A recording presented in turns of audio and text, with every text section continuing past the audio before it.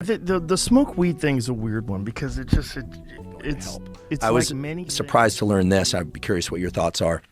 I'm not a cannabis smoker. I just never really liked it.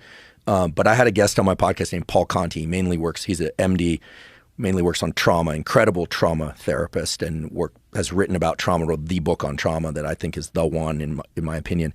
And then we got into a discussion about like different substances and do they have application. So we talked about ketamine, et cetera. Asked about alcohol, just by way of comparison. And he said, there are basically zero therapeutic uses for alcohol, right? Therapeutic. Right. But then I asked about cannabis. Now, this isn't something he does in his own clinic. He does talk therapy, not drug therapy, although he's a psychiatrist, so he can prescribe things. And he said, cannabis is interesting and it may actually have some therapeutic potential, but the main effect of cannabis is to narrow attention and focus. It actually can increase attention and focus. Now, the problem is it's not a very good filter, so people can narrowly attend to just video games or just to their anxiety if they're already anxious. That's a problem. But when it comes to psilocybin seems to increase creative thinking, new rules and algorithms about what could be an answer. So I'm not aware of how it might directly impact visual perception unless it narrows focus. But most of the drugs that impact serotonin are going to increase focus to some degree or another. And that can be good if what you're focusing on is pleasant. It can be really bad if what you're focusing on is really unpleasant. I knew people, I'm sure you don't, who just smoke weed and they have a panic attack. Yeah, the smoke weed thing is a weird one because it's like many things. It's completely dependent upon the individual, like their individual genetics, their biology, whatever it is that they've had in their past. I know people that smoke marijuana and they're high functioning, and I know people that smoke marijuana and they don't get anything done. And I don't know if they're related. Those two things are related. I think people who generally have drive and discipline, marijuana gives them a break. It gives them a nice just a little rest stop. And I think that's probably beneficial. And I also think it makes you a little kinder, a little more compassionate, a little more sensitive, which is probably very beneficial to someone who's hyper-focused. Like people that are like type A personalities and trying to get things done all the time. You smoke a little pot and you're like, what am I doing? Like, let's fucking relax a little. And then you get back to it. You're all right. I think there's a great benefit to that. But I should also say that it's very popular in the jiu-jitsu world.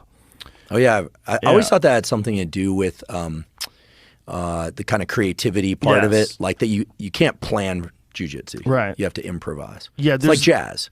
In a lot of ways. There's definitely that, but it's also the focus thing, that you're only thinking about that.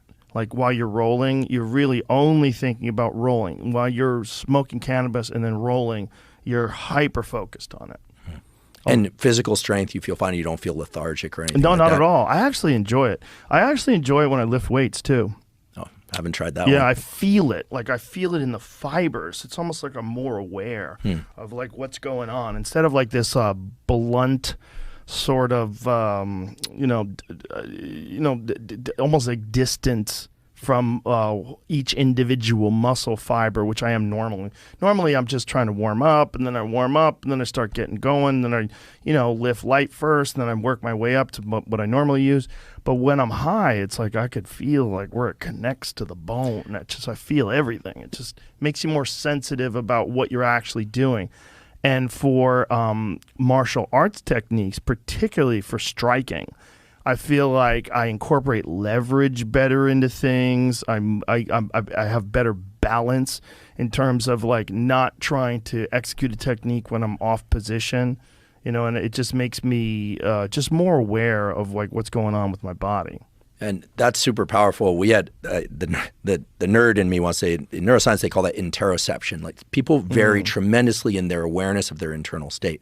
You can know if you have a high or low degree of interoception by trying to count your heartbeats without taking your pulse. Some people can just do that. It's a skill you can build up over time.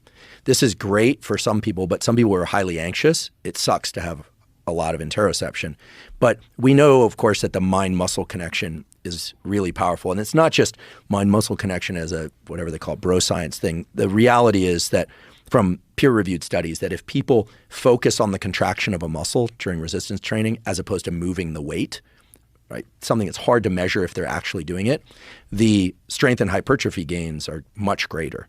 I think it's like a 15%. I had Andy Galpin on the podcast, and he would know the exact number. But I always wonder about this, like in gyms where there are mirrors and people are watching themselves lift in the mirror. I mean, you're exterocepting. You're not focused as much as you could on the actual feeling.